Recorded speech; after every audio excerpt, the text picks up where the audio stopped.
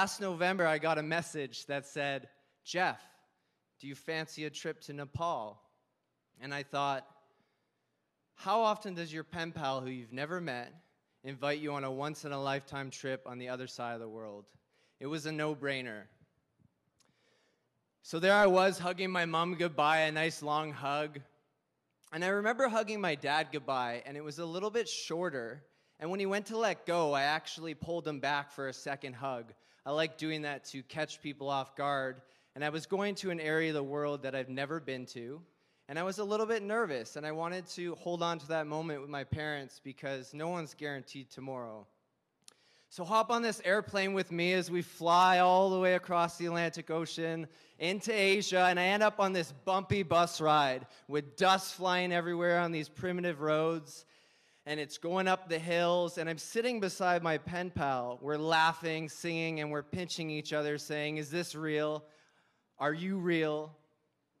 Off the bus, we run into this Hungarian traveler who's by himself, and he's got a bamboo stick and this tiny backpack, and he becomes our leader.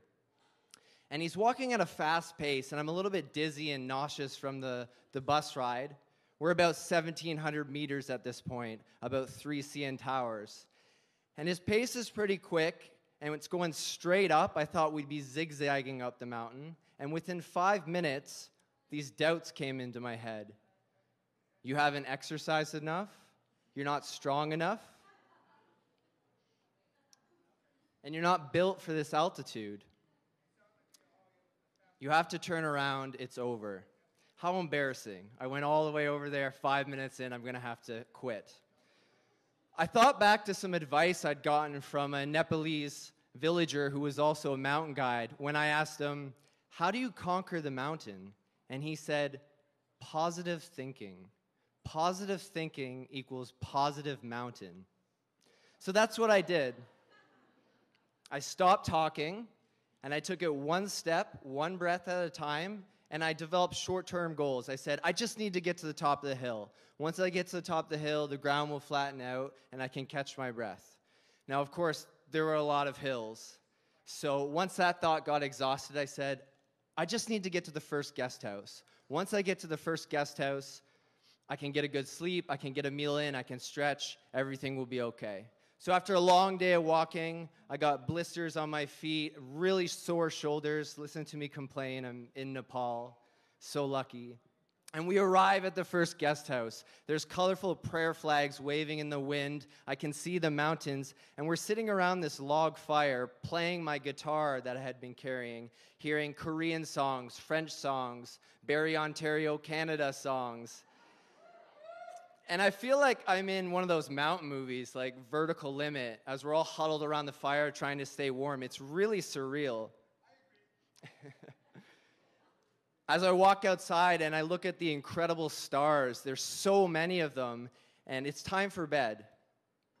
The middle of the night rolls around. Uh-oh, I have to pee. And it's so cold, I don't want to get out of bed because I'm literally, even though I'm wearing my entire outfit, my winter coat and my snow pants, every time I move an inch, the cold air seeps in through the blankets. And I said, forget it, I'll hold it. I just got to get through the night. Once I get to the morning, it'll be warm. Day 2 rolls around. It was a lot of walking. We encounter snow, and the colorful prayer flags are now becoming withered, and they're becoming to turn gray. And I'm going to take us on a bit of a jetpack to day 3, where I'm having thoughts of, I just need to get to the top of the mountain. Once I get to the top of the mountain, it's all downhill from there. So I'm walking, we've joined this French couple, and they're all kind of walking ahead of me because I'm going at my own pace. Sometimes I'll walk off the trail and then look up and be like, oh my God, a back trace. And I had this moment, and I'm about half hour from the top. My friends have already got to the top. And this bird flies by. And at this point, all I could hear was the sound of my short breath. And I remember it was so beautiful. All I heard was such a simple sound that was so lifting and so beautiful and so precious. It reminded me of all the tiny little sounds that happened simultaneously that sometimes we get distracted by because there's so many things happening. And that little sound just lifted my spirits as I took a few more steps. I'm seeing the top. I'm going to stand up here. And we're at the top of the mountain, this triumphant moment. Stand up with me. Feel like you're at the top. 3 days ago, I was about, I need to quit. Now I'm standing at the top of the mountain. And my first thoughts were, I'm not even a religious person, and I was like, whoa, it feels like heaven. I've never been this high. And to give you some perspective, it was about 7 CN towers.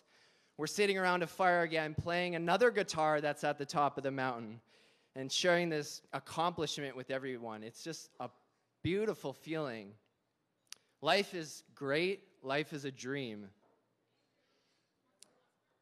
I went on the Wi-Fi that night. Of course, they have Wi-Fi at the top of the mountain. But I needed to check in with some family matters that were happening during this hike. And I got a message from my sister. And she had said, Jeff, Dad's operation didn't go well. He had a brain seizure during his operation. He's in a medically induced coma. They're not sure if he's going to wake up. I think you should come home. I'm at the top of a mountain. It's midnight. I'm on the other side of the world. My family's in incomprehensible distress, and there's not really anything I can do about it. I was here physically at those 7 CN towers, and I was here spiritually, emotionally. I'm very lucky I didn't drop to here. A lot of people I've heard could get PTSD from that sort of thing. I actually went over here to this new realm as I hovered to try and comprehend the unbelievable news that I just got and this dream I felt like I was living in this movie. After comforting my family on the phone, and I was staring at the mountains by myself, everyone had gone to bed, and I just thought, you never end. The mountain never ends. I just need to get to the top of the hill. I just need to get to the first guest house. I just need to get through the cold night. I just need to get to the top of the mountain, and it's all downhill from there. And I said to myself, life will continue to throw you humps, hills, and even life-changing Himalayas, even when you're at the top of a mountain.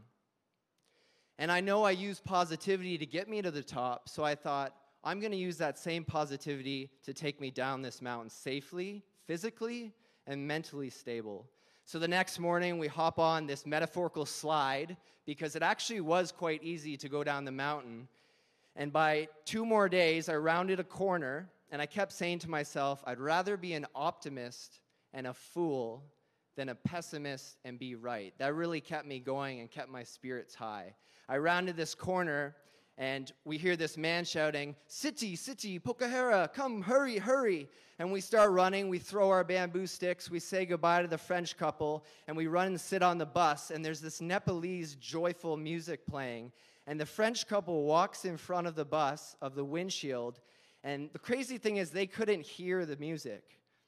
And I was so shocked that credits weren't coming down in front of me as this physical hike had come to an end. It was so surreal. This bus whips us down the mountain 4 hours later along the edges. It was very close to death. I had to surrender and just embrace that. That was a pretty big hill to get by. Back at the airport, I originally had a window seat, and I switched to an aisle seat because I had a 16-hour flight home. And does anyone know where the one aisle seat was left that nobody wanted to sit on the airplane? Right next to the bathrooms. For 16 hours, if you can imagine people eating airplane food. And that was a little Himalaya to get through. But I got to walk up and walk all over the plane the whole time. About 6 months has gone by, and my dad's still in the hospital, but he's doing really good. He's awake. He's aware. Life can break your bones, break your heart, and in some cases, bust your brain a little bit. But it can't break your spirit. Because every time I go to the hospital, he's still smiling, he's still singing, and he's still strumming his guitar. Keep climbing your mountain, Dad.